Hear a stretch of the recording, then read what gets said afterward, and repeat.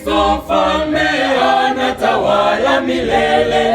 Yeye ndiye mfalme wa ulimwengu milele milele, na ufalme hautakuwa na mwisho. Utawala wake ni wa milele milele. Kristo mfalme anatawala milele. Yeye ndiye mfalme wa ulimwengu milele milele, na ufalme hautakuwa na mwisho.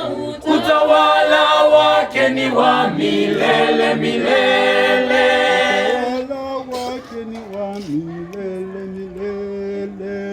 Bwana ametamalaki, amejivika dhama. Bwana amejivika na kujikaza nguvu.